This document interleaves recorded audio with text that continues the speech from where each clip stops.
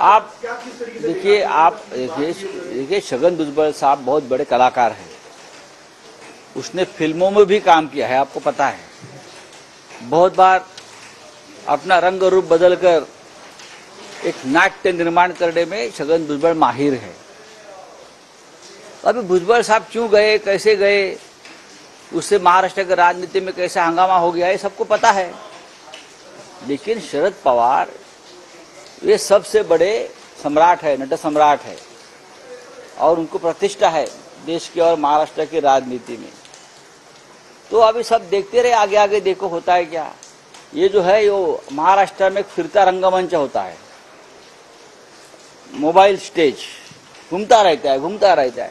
वैसे ये छगन भुजबल जैसे जो लोग हैं, नेता है, वो फिरता रंगमंच के कलाकार है। लोकसभेनंतर आता विधानसभेच्या जागेसाठी फॉर्म्युला ठरलाय शिवसेनेचा आपला, असं काही ठरलेलं नाहीये, असं काहीही ठरलेलं नाही, ही चुकीची माहिती आहे। आम्ही 288 जागांचं असेसमेंट करतो आहोत। राष्ट्रवादी काँग्रेस हे सुद्धा 288 जागावर चाचपणी अभ्यास करतायत आणि काँग्रेस पक्ष सुद्धा 288 जागांचा अभ्यास करतो।